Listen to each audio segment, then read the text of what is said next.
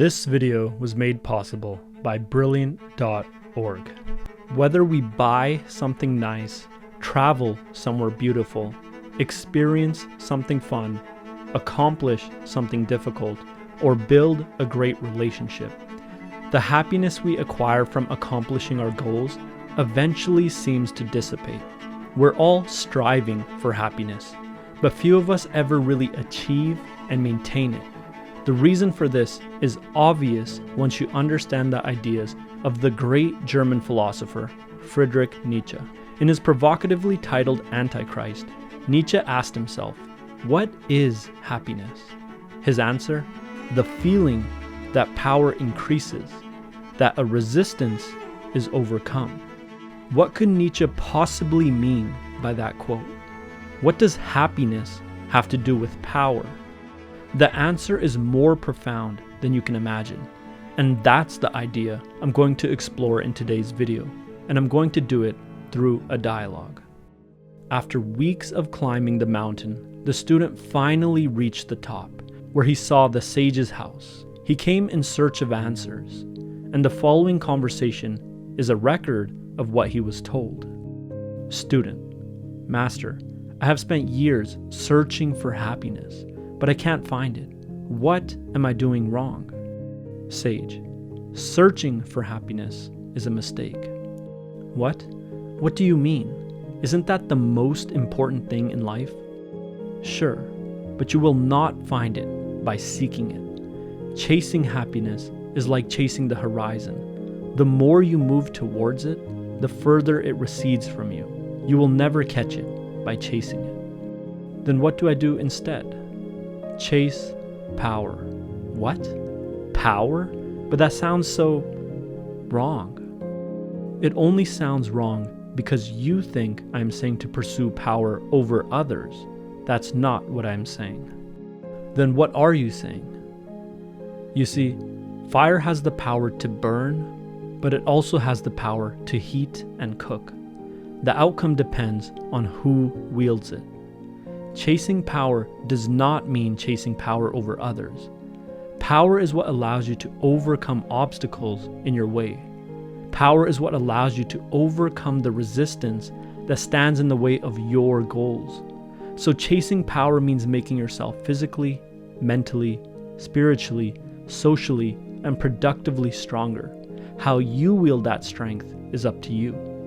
Okay, but how will that make me happy? Let me show you.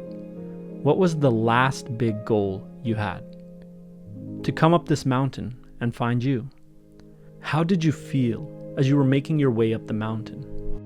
Well, coming up was very painful, but with every step I made getting closer to you, the more excited I got about receiving answers to my questions. And how did you feel when you made it to the very top of the mountain? Well, I guess the best word is happy. Exactly. That's what happiness is. The feeling of overcoming a resistance. With every step you took up the mountain and towards my home, you were overcoming the resistance of reaching me. Now, what happened after you felt the happiness of reaching the top of the mountain? I had a new goal. I wanted to ask you a question about happiness. And how would you feel if I did not give you any answers? I would feel very frustrated. And how would you feel if I gave you an answer? I would feel very happy. Do you see what is happening? You set a goal, and that goal comes with a resistance. When you overcome that resistance, you feel happy.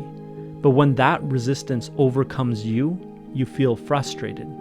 And once you overcome all of the resistances associated with one goal, you just set a new goal, which creates a new resistance for you to overcome. This cycle does not end. This cycle is called life. If you want happiness, chase power, because power is what allows you to overcome resistance. And the more resistances you can overcome, the happier you will be. I think you're right, but how do I increase my power? Now that you scaled one mountain, do you think you'll be able to do another more easily? Yeah, I think I can probably even scale a bigger mountain in the future than the one I just did to get to your house.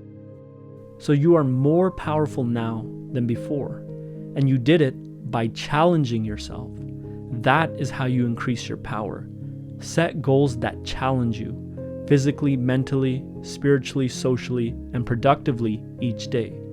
Start with small challenges, and when you overcome them, slightly increase the difficulty of the next challenge. Continual challenge will make you more powerful, and more power will make you happier.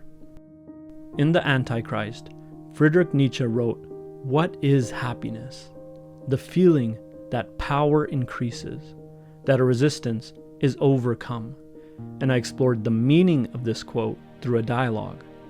The reason people struggle to achieve and maintain happiness is because they believe it's an everlasting state that you can achieve once and forever. Happiness is not some everlasting state that we reach once and for all, but rather it's a fleeting feeling. It's a feeling that arises when we overcome the resistance that stands in the way of our goals, such as finishing a marathon, acing a test, or landing a job. And so if we want to be happy, Friedrich Nietzsche suggests that we chase strength and power, not happiness. When you have lots of strength and power, you can easily overcome the resistances that stand in the way of your goals. And overcoming resistance is what makes us happy. In other words, happiness is the natural byproduct of a powerful organism achieving its goals. And so nothing makes us more unhappy than weakness and an inability to accomplish our goals. And the only way to increase your power is to physically, mentally, spiritually, socially, and productively challenge yourself a little each day, such that you will grow just a little stronger than before. Happiness does not lie in comfort, luxury, idleness, and laziness as most people subconsciously believe it does, but rather, human happiness lies in continual challenge, improvement, and growth. And if you're looking for a way to intellectually challenge yourself, check out this week's sponsor, Brilliant.org. Brilliant is where you learn by doing. They have thousands of interactive lessons in math, data analysis, programming, and AI, which can help you learn effectively, build up your problem-solving skills, and develop a powerful daily learning habit. My favorite thing on Brilliant right now is their course on thinking in code. Coding has become one of the most valuable skills you can learn. And if you want to get your feet wet and start learning, you have to check out Brilliant's course on coding. For example, in their course on thinking in code, using an easy and fun drag and drop coder, I learned how to think like a coder by creating very simple programs. Brilliant taught me the mindset of a programmer, and that was a super important first step to learning coding, especially for someone like me who has little to no coding experience whatsoever and is just trying to figure out how to get started. But of course, if you're more advanced, you can jump to their level 2 course and start learning to code for real in Python. But if coding isn't your thing, Brilliant has thousands of other lessons with new, exclusive content added each month for different areas of study such as math, data analysis, and AI. To try everything Brilliant has to offer for free for a full 30 days, visit brilliant.org/freedomandthought or click on the link in the description below. You'll also get 20% off an annual premium subscription. As always, thanks for watching, and I'll see you next time.